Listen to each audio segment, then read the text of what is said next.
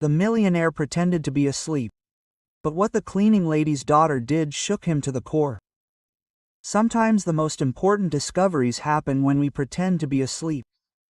This is the story of how a billionaire who lost faith in humanity decided to check the last honest people on earth and discovered that they lived right next door. And to the little girl who, instead of taking someone else's money, carefully counted it and gave her piggy bank. And that true wealth is not measured by the numbers in your bank accounts, but by the ability to trust and be worthy of that trust. Before we begin the story, write in the comments what part of the world you are watching from today. Roberto Mendez slowly opened his eyes and made sure that there was no one else behind the office door. It was already past midnight, the skyscraper was empty, only the security guards and the night cleaner remained. She was the one he had been counting on. The 45-year-old billionaire rose from the leather sofa where he had spent the last 2 hours pretending to sleep. In the corner of the office stood a massive safe, the same one that contained his last savings. 2 months ago, his trusted accountant Juan Vazquez, whom he had trusted for 15 years, disappeared with $300 million, almost all of Robert's fortune.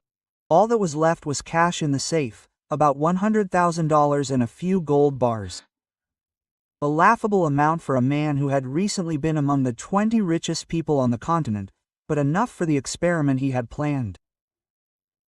Roberto dialed the code 1234, the date of birth of the daughter he had never had. The safe opened with a soft click. Inside were neat stacks of $100 bills, and next to them were 3 gold bars, each a kilogram. He had left the safe door open so that the contents were clearly visible, but not conspicuous. Then he lay down on the sofa, covered himself with his jacket and closed his eyes, trying to breathe evenly, like a sleeping person. Roberto had lost faith in people. In the 2 months since the crash, he had become convinced that most of his acquaintances were friends not with him, but with his money. Business partners avoided meetings, socialites stopped answering their calls. Even the maid in the mansion began stealing small change, thinking that he would not notice. So today he decided to conduct one last test. If the night cleaner, who had been cleaning his office for several years, took money from an open safe, then honest people no longer existed. And then he knew what to do next. Half an hour later, footsteps and quiet voices were heard in the hallway. A woman's voice sounded childish to them. Roberto tensed up, but did not open his eyes. "Louis, come here, don't touch anything unnecessary," the cleaning lady's voice was heard. "Mommy will quickly clean the office, and then we will go home." "Mom, why is the man sleeping on the couch?" asked a child's voice. He was uncomfortable. "Quiet, honey." This was Senor Mendez, the owner of the company. He was very tired at work. "Let's not wake him up." Roberto heard Carmen, the name of the cleaning lady, quietly moving around the office, wiping the table, vacuuming the carpet, and the child, a girl, judging by her voice, about 5 or 6 years old, was sitting in a chair and drawing something in a notebook. "Mom, look," the girl suddenly exclaimed a little louder. "The man's safe is open, and there's money in it." Roberto's heart began to beat wildly. Now he would find out the truth. "Louis, get away from there," Carmen said sternly. "You can't go through other people's things." "But Mom, the money is lying around. Bad people can steal it." Roberto heard footsteps approaching. The mother and daughter approached the safe. "Mom, look how much money there is," the girl whispered. "Probably $1 million. "This isn't our money, daughter," Carmen explained quietly. "We can't touch it, but it's just lying there. What if the guy forgot to put it away?" Quote, Roberto held his breath. The fate of his faith in humanity was at stake. "Louis, help me," Carmen said after a pause. "We'll carefully fold the money and close the safe, and tomorrow I'll tell Senor Mendez that he forgot to close it." Quote, for the next few minutes, Roberto heard the quiet rustling of bills. The mother and daughter counted and carefully put the money back into the safe. No one took anything. "That's it," Carmen said with satisfaction. "Now everything is in place, and we'll put the gold pieces neatly away too." "Mom, won't the guy be upset that he has so little money?" Louis asked. "We have more coins in the piggy bank." Carmen laughed quietly. Period. "We don't have a bigger daughter. It's just that our money is small, and the uncles have a lot." Quote, Let me give him my piggy bank, the girl suddenly suggested, so that he wouldn't be sad. Louis, can't I? Yes, I can. Mom, Grandma Rosa gave it to me, and she said that piggy banks should be given to kind people so that they have money. Roberto heard the sound of a bag opening and paper rustling.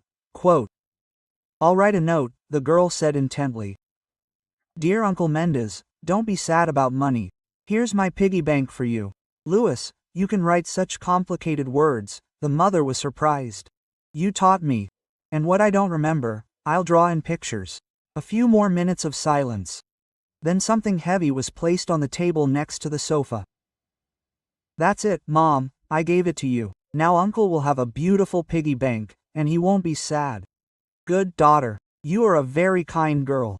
Now let's finish cleaning and go home. Roberto lay motionless for another half hour, listening to them finish their work. Finally, the footsteps faded away, the door closed, and there was silence in the office. Roberto slowly sat up and turned on the table lamp.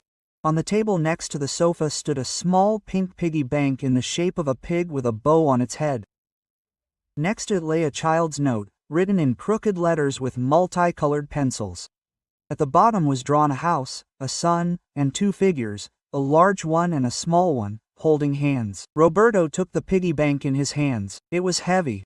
Apparently, the girl really was saving coins in it. On the bottom was a sticker Luis Ramirez, 6 years old. He went to the safe. Indeed, all the money was neatly folded into piles. The gold bars were in strict order. Nothing was missing. Moreover, everything was laid out much more neatly than he left it. Roberto sat down in the chair and looked at the child's note for a long time. A 6-year-old girl from a poor family. Carmen received the minimum wage as a cleaner, gave him her piggy bank so that he would not be sad. She did not take a cent from the safe, but gave hers. For the first time in 2 months, Roberto smiled. Honest people exist. And sometimes they come in the form of a 6-year-old girl with a pink piggy bank. The next morning, Roberto came to the office earlier than usual. He wanted to talk to Carmen, but she only worked at night. But he could study her personal file in the HR department. Carmen Ramirez, 28 years old, 10th grade education, has been working as a cleaner in the company for 4 years, has not been married, consists of, has a daughter, Luisa Ramirez, 6 years old. Excellent references. No comments on work. There was no more information, but Roberto knew how to get it. By evening, a complete certificate about the Ramirez family was lying on his desk. Carmen was raising her daughter alone. Her husband left them when the girl was 2 years old and never showed up again. The woman worked 2 jobs, during the day as a saleswoman in a grocery store, at night as a cleaner in an office center. They lived in a small rented apartment in a working-class area of the city. The most alarming point in the certificate was the girl's health. Louis suffered from bronchial asthma. She needed expensive medications and regular checkups with a doctor. Carmen spent most of her earnings on her daughter's treatment. Roberto decided to meet them in person. At 11 p.m., he came to the office again and began to wait. Carmen appeared at 11:30, a thin, dark-haired woman with tired but kind eyes. Next to her was Louis, a little girl in an old pink jacket with long dark braids. Señor Mendez, Carmen was surprised to see him in the office. Sorry, I didn't know you worked late. I can come later. No, everything is fine, Roberto said hastily. I just wanted to talk to you. Carmen tensed. Period. I did something wrong. If it's because I bring my daughter, I have no one to leave her with at night, and I can't leave her alone. She has asthma. Everything is fine, Roberto reassured her. On the contrary, I wanted to thank you and your daughter. He pointed to the pink piggy bank that stood on his desk. Yesterday you discovered that my safe was open. Thank you for closing it and not letting the money go to waste. Uncle Mendez, Louis exclaimed happily. Did you like my piggy bank and the note? I liked it very much, Roberto answered seriously, squatting down to be on the same level as the girl. But I can't take yours piggy bank. It's your treasure. Not mine, Louis shook her head. Now it's yours. Grandma Rosa said that piggy banks should be given as gifts when people have little money and are sad. And how do you know that I have little money? I saw it in the safe, the girl explained logically. There are only a few bills there, and Uncle Pablo's cash register at the store is full. Roberto couldn't help but smile. For a 6-year-old child, $100,000 really looked like a few bills. Luis, don't bother Señor Mendez, Carmen said sternly. The man is tired. We need to work. Wait, Roberto stopped her. I really wanted to talk to you. You see, I'm thinking of increasing the salaries of the night workers for quality work. He named an amount twice as large as Carmen received. The woman turned pale. Señor Mendez, that's very generous, but I can't accept alms. This is not alms, it's payment for work. For the same job I've been doing for 4 years. Carmen shook her head. Forgive me, but I don't want to get paid for something I haven't earned honestly. Roberto was astounded. A woman who was barely making ends meet was refusing money on principle. Quote, Then I suggest a compromise, he said. You will not only clean the offices, but also ensure the security of the documents, make sure all the safes are locked, the papers are put away, the computers are turned off. This is an additional responsibility, and it requires additional payment. Carmen thought about it. I can handle it. I don't have a special education. You have honesty and attentiveness. That's the main thing. Mom, agree, Luis whispered. Then we can buy new medicine. Carmen sighed. Okay, but only if it's really work and not help. Of course, work. And one more condition. You can bring your daughter. There's a rest room with a sofa in the building where she can sleep while you work. Carmen's eyes filled with tears. Thank you. You are a very kind person. No, Roberto objected, you are kind people. Yesterday you gave me back not only money, but also faith in humanity. Luis walked up to him and took his hand. Uncle Mendez, why are you so sad? Does your tummy hurt? No, Luis, sometimes adults just get sad when they think there aren't enough good people in the world. Quote, Are we good? The girl asked. You are the best I know. Then don't be sad. Mom says that if there are good people around, everything will be fine. Quote, Roberto looked at Carmen. The woman was smiling, and there was the same kindness in her eyes as his daughter. Maybe Mom was right. Maybe everything really does get better around good people. 3 months had passed since Carmen started working as a security assistant. Roberto had gotten used to their presence in the office. The woman quietly did her work, and Luis drew or read in the break room. Sometimes the girl would come into his office, show him her drawings or just chat about children's things. During this time, Robert had developed something resembling family warmth. He bought Luis books and coloring books, and ordered late dinners from a restaurant for Carmen. He said that he was ordering for himself anyway and didn't want it to go to waste. The woman protested at first, but then agreed to eat with the company. Roberto's business was also going well. He had learned to understand people better. He did not trust blindly, but he did not suspect everyone of deception. The company was slowly recovering from the collapse. That evening, Roberto was working late on a new project when he heard loud voices in the hallway. A man's voice was demanding something, and Carmen answered quietly but firmly, Where is my daughter? The man shouted, I have the right to see her. You have no rights, Marcos, Carmen answered. You left 4 years ago and never once asked how she was doing. She is my daughter, and you can't forbid me from seeing her. Quote. Roberto went out into the hallway. At the door stood a man of about 3 years old, unshaven, in a rumpled shirt, with an aggressive expression on his face. Carmen was blocking the door to the rest room where Luis was sleeping. What's the problem? Roberto asked. And who are you? The stranger asked impudently. Roberto Mendez, the owner of the company. And you? Marcos Ramirez, Luis's father. And I'm taking my daughter. Quote. You're not taking her anywhere, Carmen said quietly but firmly. Luis doesn't remember you. You're a stranger to her. Quote. But I know what you're doing here, Marcos grinned, looking around the luxurious office. You found yourself a rich sugar daddy and you're trading your daughter for the high life. Watch your words, Roberto warned coldly. Am I wrong? Marcos became impudent. A simple cleaning lady suddenly started working in the personal office of a millionaire. Accidentally, right? Carmen turned pale from the insult, but said nothing. What do you want? Roberto asked bluntly. Justice. I'm the girl's father, I have the right to communicate with her, and I also have the right to know in what conditions my child is growing up. Quote, you haven't asked me about these terms in 4 years, Roberto said. But now I am, especially after I found out my ex-wife suddenly got rich. Marcos's voice was tinged with barely concealed bitterness. Roberto realized the man had found out Carmen was now making a good salary and had decided to get his share. Quote, Dad, came a sleepy voice from the break room. Everyone turned around. Louis was standing in the doorway in her pajamas, rubbing her eyes. Quote, Louis, come here, Carmen called. The girl approached her mother, but looked at the unfamiliar man with curiosity. Quote, hello, daughter, Marcos said, trying to sound kind. I'm your dad. Remember me? Louis frowned. Daughter. No, where were you before? Mom said that Dad went far, far away. I worked, daughter, earning money for you. And where is the money? The girl asked practically.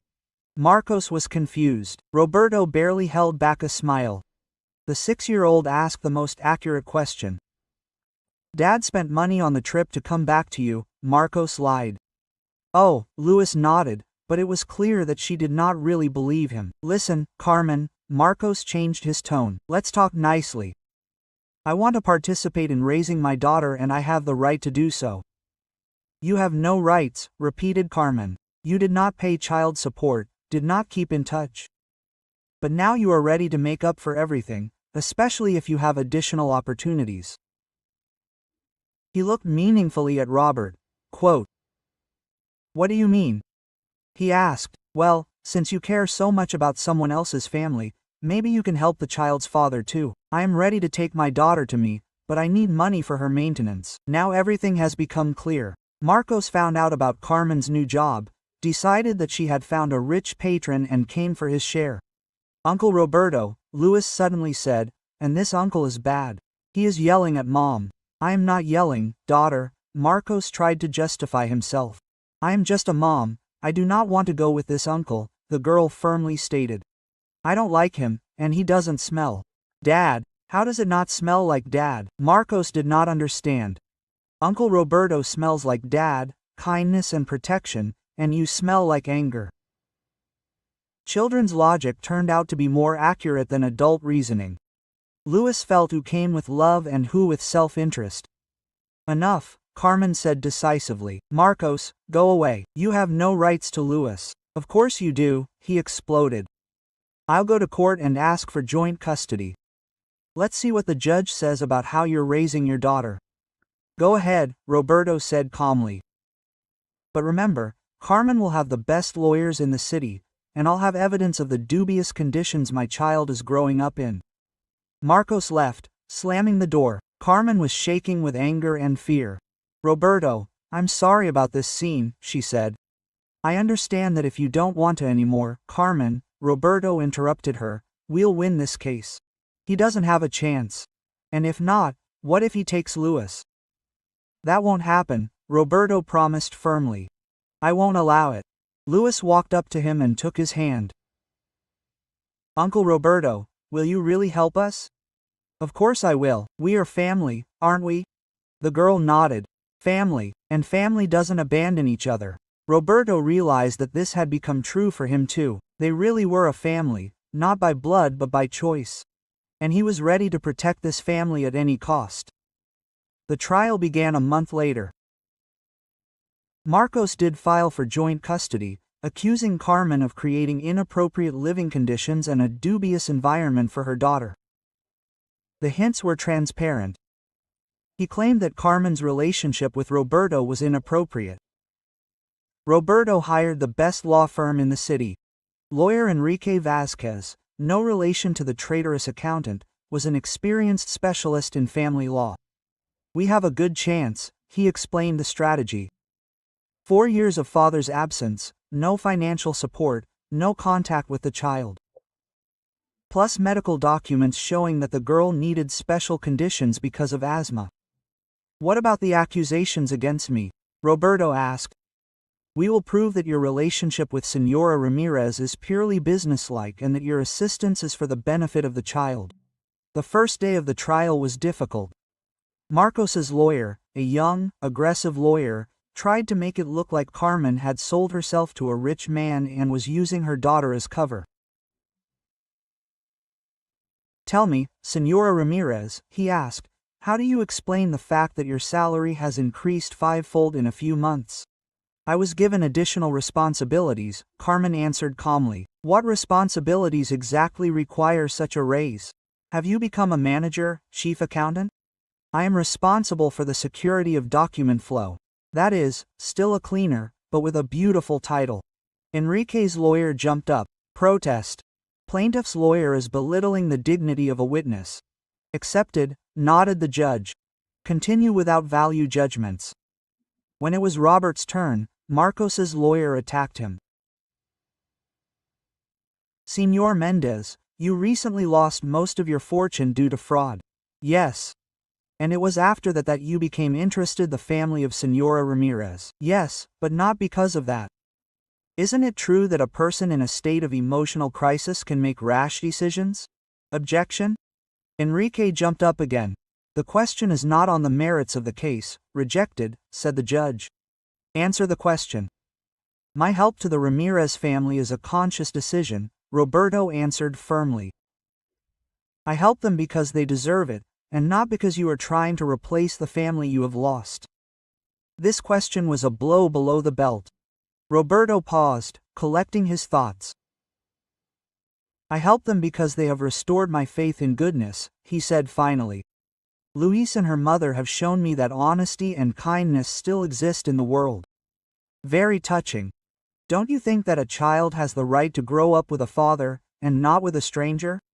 "A father is not born, but by deeds," Roberto answered sharply. "For 4 years, this man has never once inquired about his daughter's health, has not sent a cent for her treatment, has not called to find out how things are, and now he shows up when he found out that her mother has money." "This is just your opinion." "These are the facts," Roberto interrupted, "and I am ready to prove them." The second day was decisive. Enrique's lawyer called witnesses, doctors who treated Luis, social workers, Carmen's neighbors. "The girl needs constant supervision because of asthma," the pediatrician testified. "Her mother provides her with excellent care. In recent months, the child's condition has improved significantly thanks to quality treatment." Senora Ramirez, a model mother, testified the social worker. "She sacrifices everything for her daughter. The child is developed, sociable, happy." Quote, "But the most important moment was that Luis was allowed to testify in court." The 7-year-old girl answered the judge's questions seriously. "Luis, do you remember this man?" The judge pointed to Marcos. "No, I haven't seen him before." "Do you want to live with him?" "No, he yells at Mom. And I'm scared when they yell." "Who do you want to live with?" "With Mom, and with Uncle Roberto. He's kind. He buys me medicine when it's hard to breathe and reads me fairy tales." Luis, Marcos, lawyer tried to intervene. "But this man is not your dad." "A dad is someone who cares," the girl answered seriously. "Mom says so. Uncle Roberto cares, so he is a dad." Silence fell in the courtroom. Childish logic proved more convincing than all legal arguments. At that moment, something unexpected happened. Marcos stood up and asked to speak. Quote, "Your Honor," he said, "I want to withdraw the lawsuit." There was a noise in the courtroom. Everyone was shocked. Quote, "Are you sure?" The judge asked again. "Yes, I realize that my daughter is happy, and that is the main thing." Later, on the court steps, Roberto approached Marcos. "Why did you drop the lawsuit?" "Because I saw the way my daughter looks at you," he answered honestly. "I thought I would come back for the money, but she looks at you like a real father." "She never looked at me like that." "So what now?" "Nothing, I will disappear again. Only now forever." He left, and no one saw him again. After the trial, life returned to normal. Carmen became Robert's full-fledged assistant, helping with correspondence and negotiations. She turned out to have excellent intuition about people. Luis went to a good school. Her asthma almost did not bother her. The confession happened, of course, while working on an important contract. "I never thought I could love again," Roberto said, "and then met you with Luis." Roberto Carmen looked up from the documents. "I love you, Louis. I want us to become a real family. I love you too, she confessed, but I'm afraid to disappoint. You restored my faith in people. It is impossible to disappoint. 6 months later they got married. Louis was the bridesmaid. Now I will be Luis Mendez, the girl asked after the ceremony. Yes, if you want, I do. Now you are officially my dad. The adoption was formalized that same day. Carmen finished evening school, entered university, became Roberto's business partner. 2 years later, their son Pedro was born. The house was transformed. The cold mansion was replaced by a place with children's laughter, drawings on the refrigerator, and family warmth. The company prospered under new principles of honesty and caring for employees. 10 years passed. Louis grew up into a smart girl planning to study medicine. Pedro went to school. Quote, "You know what I'm thinking?" Roberto said to his wife in the same office where it all began. Once he pretended to be asleep to test the honesty of people, but found a family. And what would he have done if we had taken the money? He would have lost faith forever. And now I know, honesty and love have not disappeared. They just come in the unexpected form of a 7-year-old girl with a pink piggy bank. Children's laughter could be heard in the next room. Roberto realized that he had found the main treasure, a family that loves him simply for being there. And this is more precious than all the riches in the world.